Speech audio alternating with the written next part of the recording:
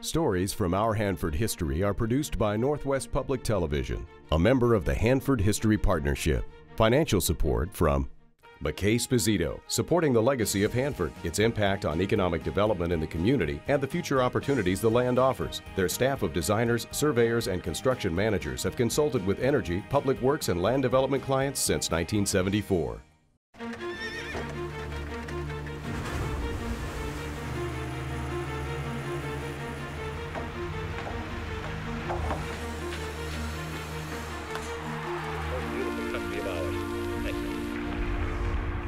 I came October 3, 1947, and I was 16 years old at the time.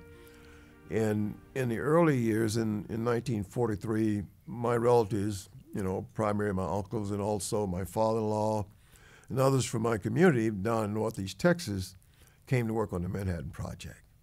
And of course, I came here in 47, and that's the start of the Cold War. When I first came, I got a job working at right up over the hill here, up on the trailer park, right up on North Richland, right here on the east side of George Washington Way. For every trailer, they had a wash house. There was no indoor plumbing, so all the homes had a wash house where they did their laundry and when they went to the bathroom, and so that was my job, helping complete those. So you lived in East Pasco. Just for a couple of months, and then we were able to move into the barracks. When they got the barracks finished, there was no indoor plumbing over there. The streets were all dirt. Yeah, and it was pretty, it wasn't very good. Then we moved out here to dorms, and that was an experience because I'm 16 years old, and these guys, I never heard swearing and things like I had heard in that. I know my head was going like this all the time because I'm telling you, these guys they were something else. It was only $1.40 a week to live there. And that included daily maid service and clean linen once a week.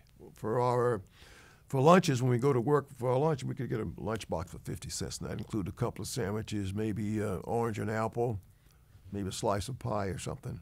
We worked 8 to 10 hours a day and then a half day on Saturday. And so I think I was making like $1.30 an hour. When you came in 47, what was the racial situation here? The crews were segregated. The labor, mostly general labor, that's what I knew about. I was general labor, so yeah, they were. And then at the end of, I think in January, I went back home. I went back to Texas for, I'd here for like 3 months, and man, I was so homesick, I went back. And then I came back in the spring of 1948, right about the time they had the big flood. Yeah, and then after that, when I came back then, and I also lived in the barracks at that time, but I helped build the ranch houses there in Richland. Okay. I helped build those ranch houses there. And also, I also worked on the 100H reactor, helping build a 100H reactor during that time. And then I stayed until after the big cold winter of 1949 and 50. And one of the men and myself, we went back to Texas. And then that's when I got back there in 1950. That's when my wife was my high school sweetheart.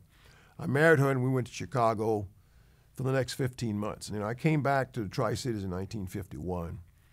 And then I worked on McNairy Dam, moved out to Hermiston, Oregon, and worked the construction there. And then in the spring of 1952, I came back to Pasco, worked on the Blue Bridge, helped that, and the construction on the irrigation canal, the irrigation project coming down through the basin. And then after that, I worked on helping build 100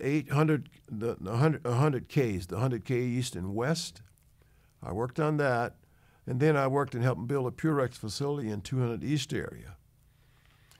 And then in the spring of 1955, I went to work for General Electric. That was in the fuel preps department in the 300 area. And then I started thinking, well, you better get something between the ears. You better, I didn't go to college in those days.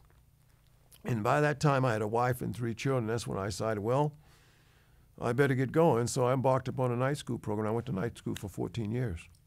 And through that, I was able to work my way out of that out as a technician, and then later on in the human resources. And I just started that program and I stayed with it.